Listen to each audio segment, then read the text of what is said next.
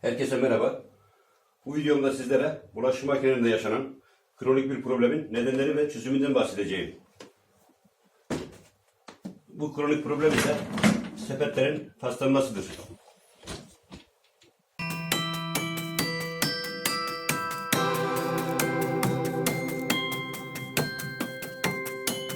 Bu sepetler neden paslanır? Ev tipi bulaşık makinelerinin sepetleri demir tellerden yapılmıştır ve paslanmanın önüne geçmek için üzeri plastikle kaplanmıştır. Bu kaplamanın deforme olması sonucunda içerisine sızan su sepeti paslandırmaktadır.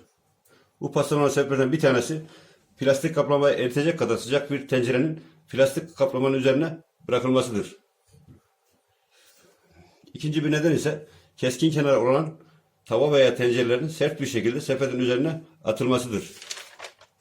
Üçüncü bir neden ise bulaşık makineleri içerisine daha fazla bulaşık sığdırmak adına bir tabak koymak için tasarlanan yerlere birden fazla tabak sıkıştırarak dip kısımdaki izolasyonların çatlatılmasıdır. İşte bu sebepten dolayı sepetlerimiz sağlığımızı ciddi anlamda tehdit etmektedir. Bundan dolayı sepetlerimizi tamir etmeliyiz veyahut tazesiyle değiştirmeliyiz. Şimdi bu sepetlerimizi alıp atölyeye gidiyorum. Tamir ve bakımını orada yapacağım.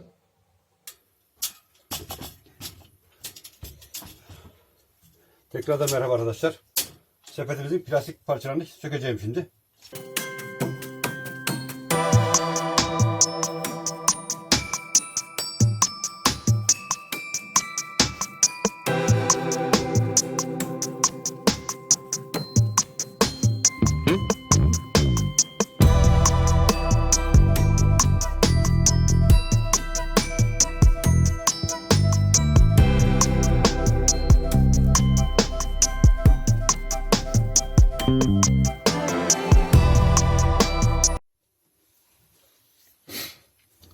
Arkadaşlar, tellerin üzerindeki paslanmış yerleri, üzerindeki plastikleri sökeceğim falçata yardımıyla.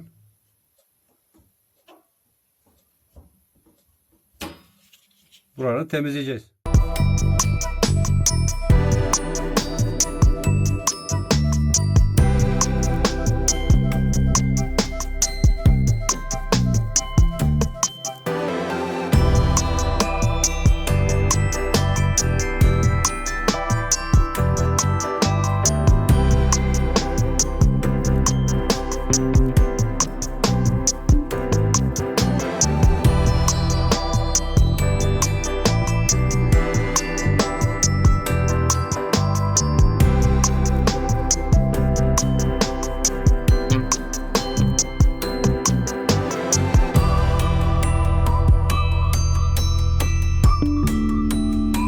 Bunları temizledikten sonra küçük bir zımparayla bunları zımpara yapacağım.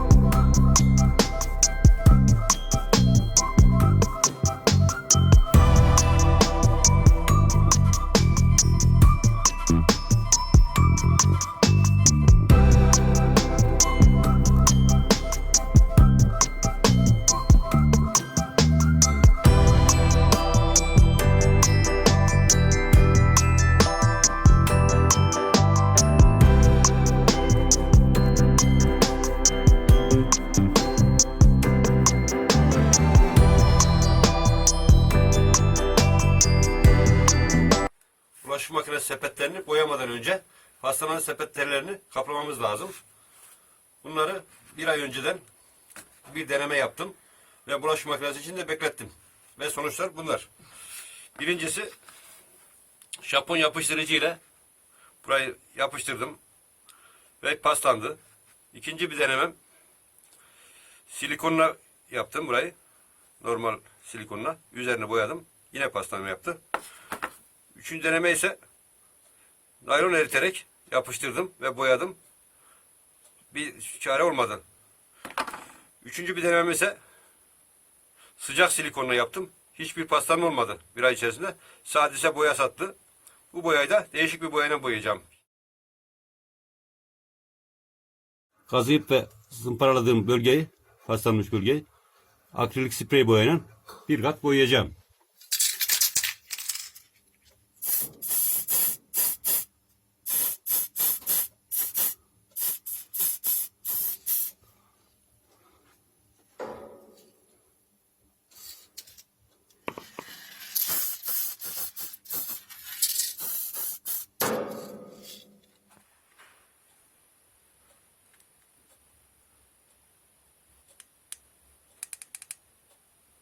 Arkadaşlar, önceden deform olmuş yerleri temizledik.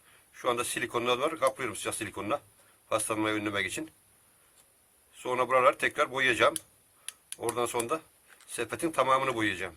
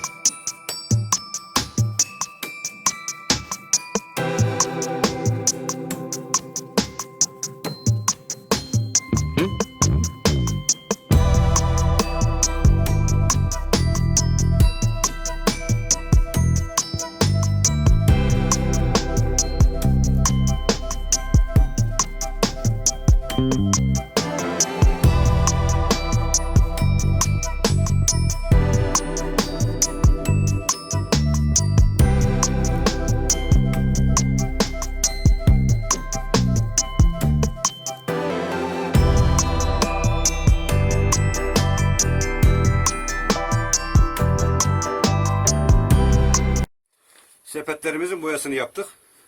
Plastikleri monte ettim. Ekseriyet bu sepetler şu tellerin ucundan paslanma yapar. Bunun için internetten bir şey aldım. Başlarına geçirmek için. Paslanmayı önlemek için. Şöyle bir şekil.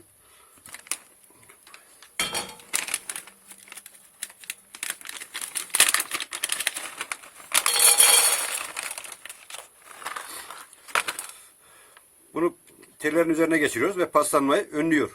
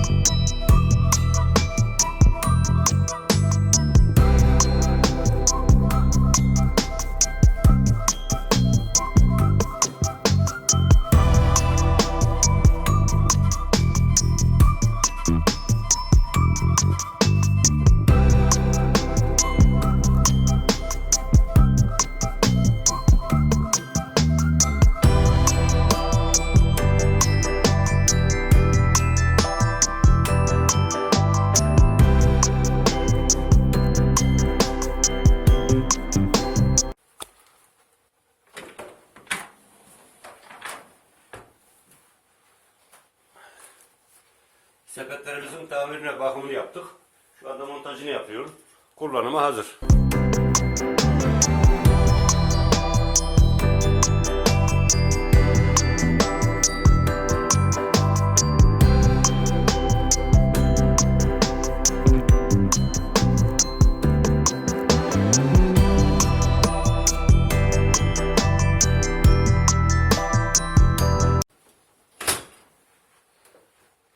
Daha sonraki videolarda görüşmek üzere.